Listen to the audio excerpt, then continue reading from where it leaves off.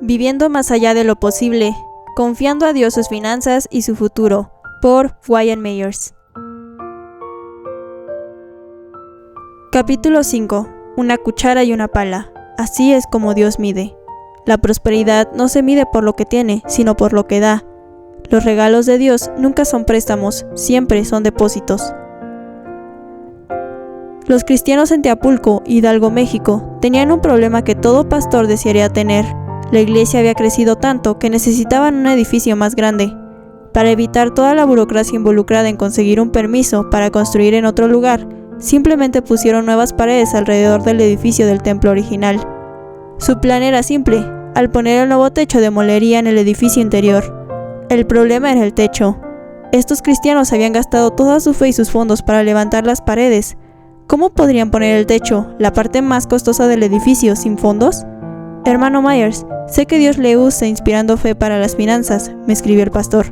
¿Podría venir y ministrar a nuestra iglesia?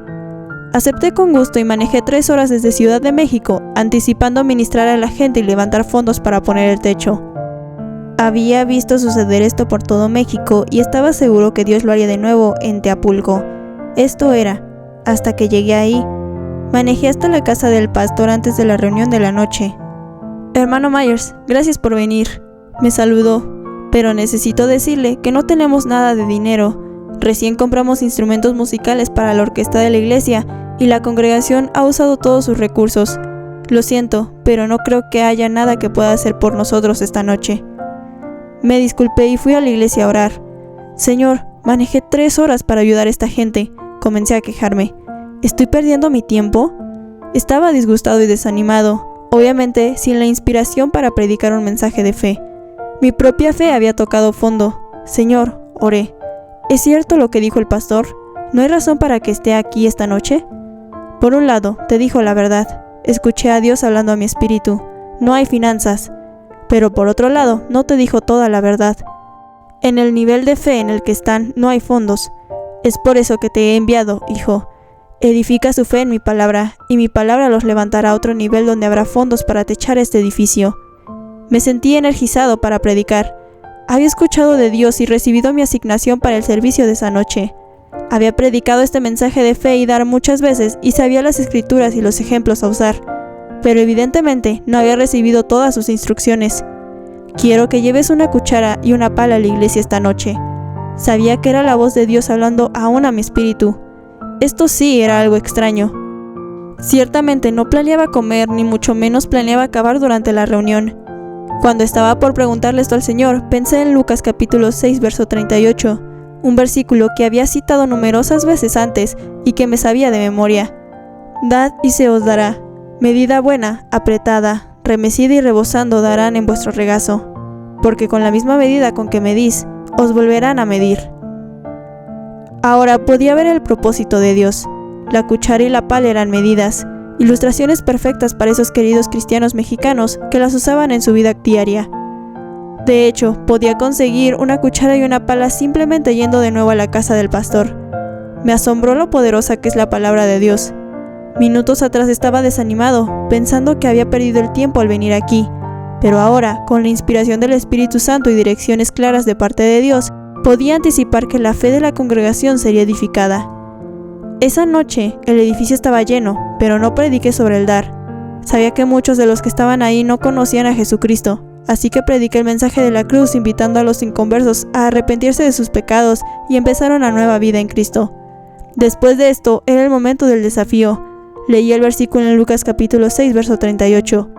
Dad y se os dará, medida buena, apretada, remecida y rebosando, darán en vuestro regazo.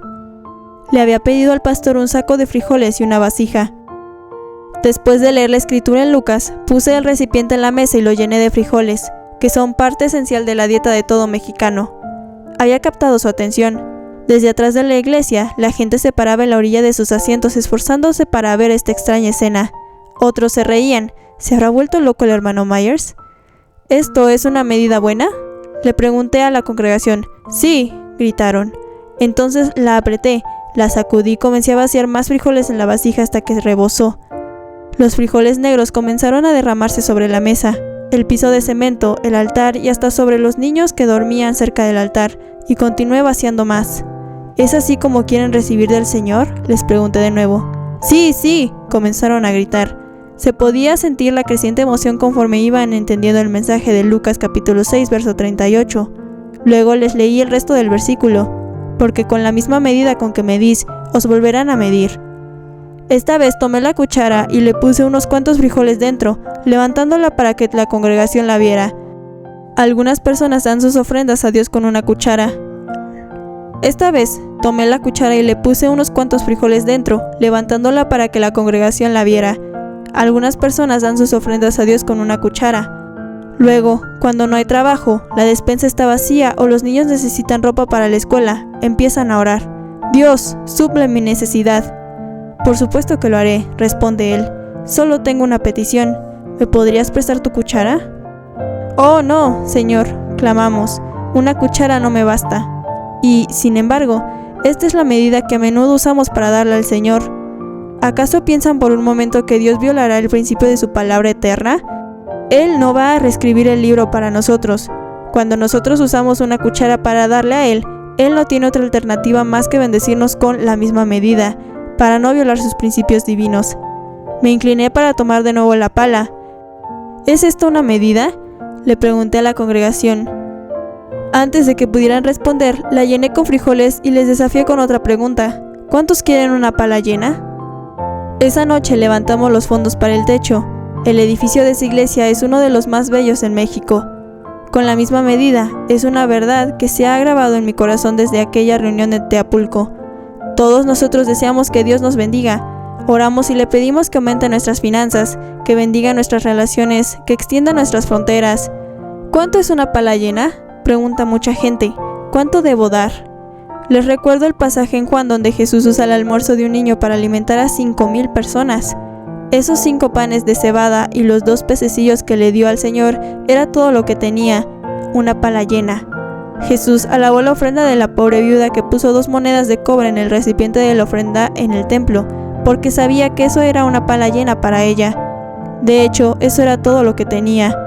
Comparado con su ofrenda, el rico, echando su oro, solo dio una cuchara, pero la viuda lo dio todo.